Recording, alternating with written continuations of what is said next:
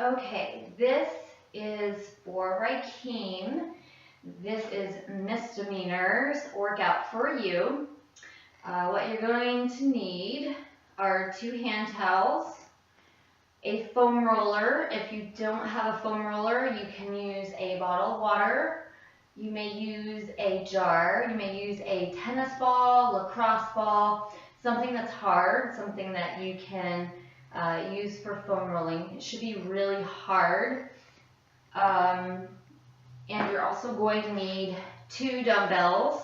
You can use 1. I'll show you how to modify that if you need to, but 2 are ideal. And you really want to go light at first with those weights, and we'll go over that in just a little bit. So what you're going to do first is what we call SMR, or foam rolling.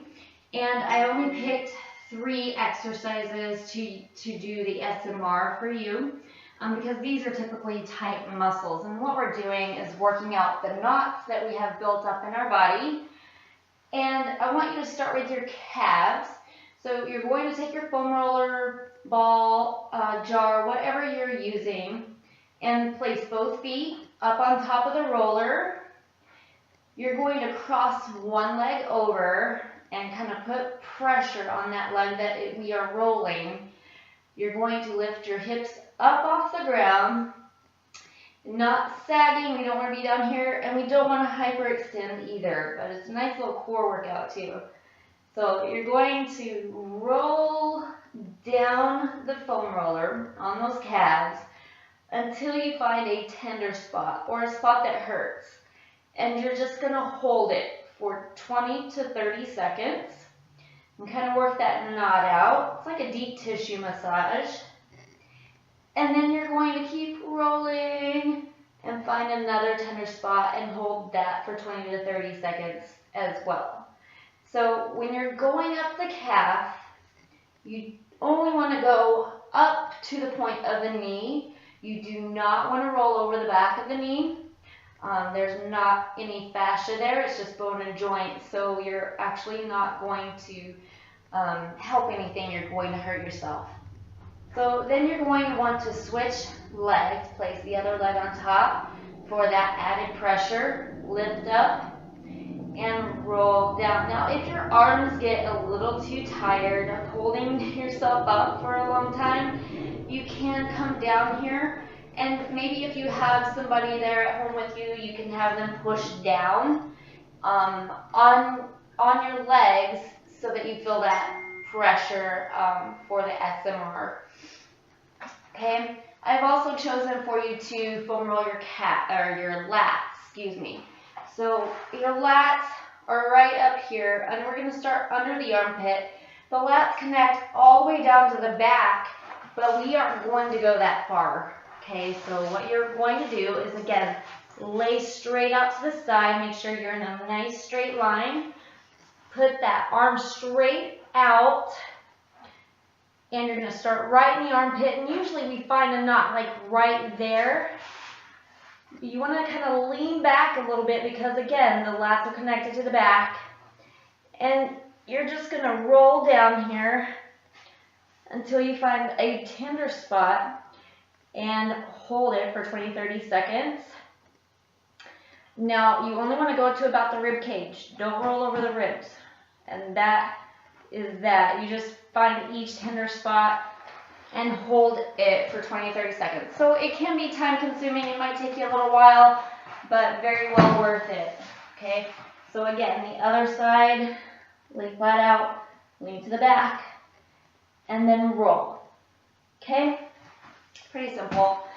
The last one you're going to do for SMR is going to be your hip flexors. And we're actually going to do your IT band. And the IT band runs right down the side of the leg. Okay, so you're going to come over here. And I like to sit up on top at first to kind of get my bearings. Straighten out the leg that you're rolling on and cross the other leg on top here. And you're actually going to come down here on the side, on the elbow. Make sure the elbow is lined up with the shoulder. And you're just going to roll down the side of the leg. Make sure you don't lean forward or backward, and hold each tender spot for 20-30 seconds. Again, we don't want to roll over the knee. So when you get down to the knee, go ahead and stop. But you're going to do both sides. Okay? Anything you foam roll, you're going to stretch. So we are going to stretch the lats. And what I like to do typically is grab something higher than my shoulder. So I'm going to reach up here on the wall, and I'm going to sit back into the stretch until you feel that stretch right in the side, right through here, and then lean into the stretch. And it just pulls a little bit deeper. So watch your back. We don't want to arch it. Keep it nice and tight right through the midsection. And hold that stretch for 30 seconds. Okay, same thing on the other side. Now, you can't stretch the IT band because it's not a muscle, but you can stretch the hip flexors. So you would want to stagger your stance like you're about to do a lunge. Okay, that back leg should be pointing straight forward, and you want the pelvis to tilt up underneath you. So tuck your butt up underneath you. Lean in just a tiny bit until you feel that stretch right about right here.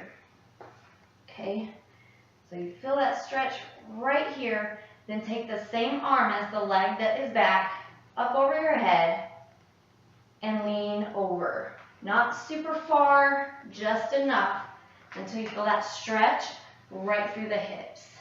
Okay, and for your calves, you're going to push up against the wall. Again, watch your posture. And push your back foot, your heel, into the ground. And you should feel that stretch immediately in your calf. This leg should be bent. Okay? And each stretch should be held for 30 seconds. And only to the point of tension. Don't go past that point of tension in that stretch.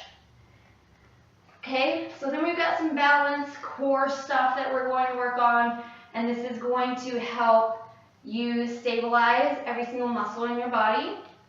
And I have you doing what I like to call a shifting plank.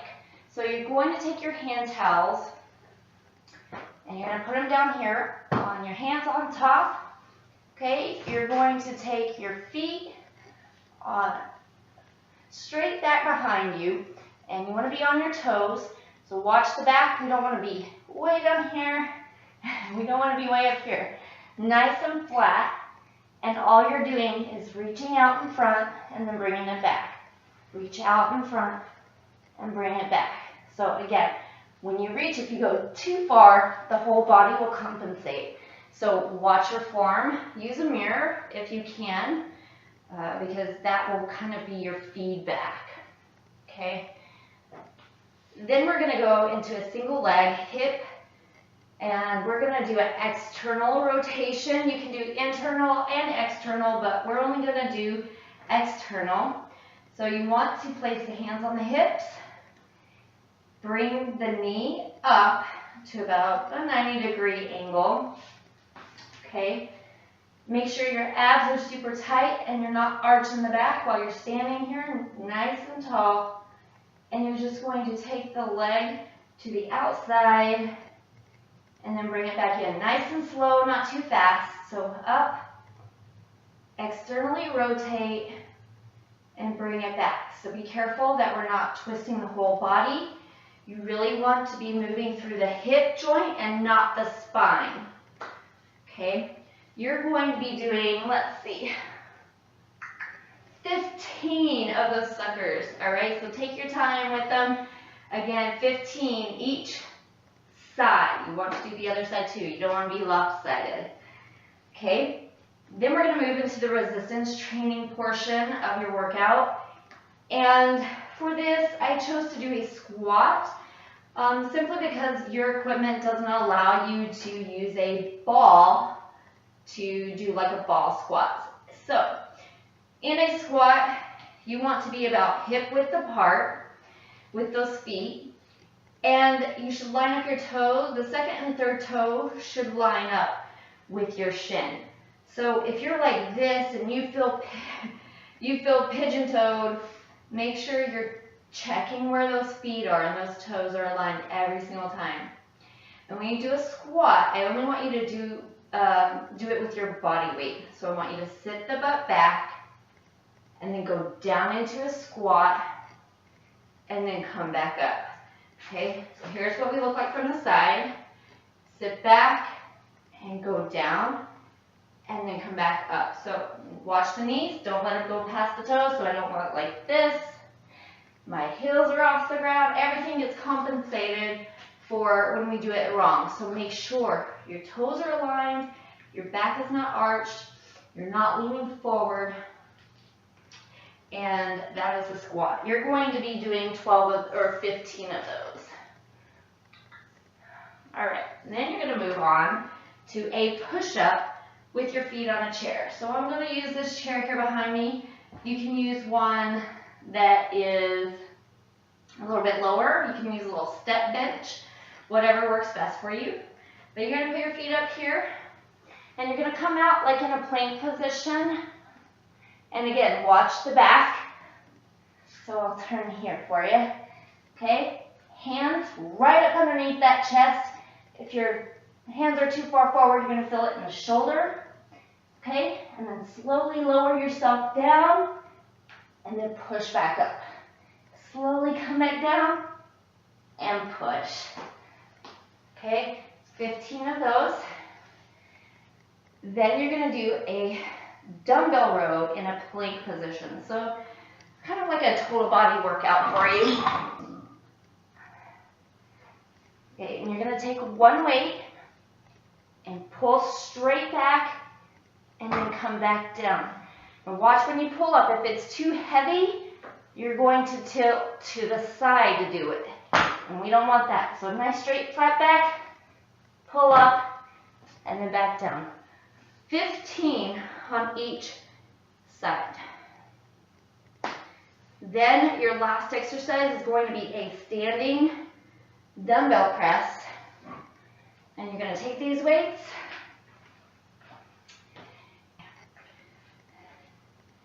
So for this one, you're going to stagger your stance.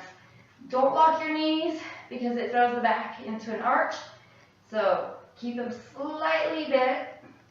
You're going to bring those weights up and press overhead and then bring it back down to about right here. Shoot it up and nice and slow on the way back down. Okay? Everything should be slow. Everything should be in a controlled manner. If you're losing control, lighten up your load, do less weight. Quality comes before quantity. Okay? And then for your cool down, you're just going to repeat the warm up. So SMR again, foam rolling, and then your stretches as well. Same body parts, all within, I'm thinking it will take you about an hour to do all of these because you're doing 2 sets of each of those resistance training exercises. All right, good luck.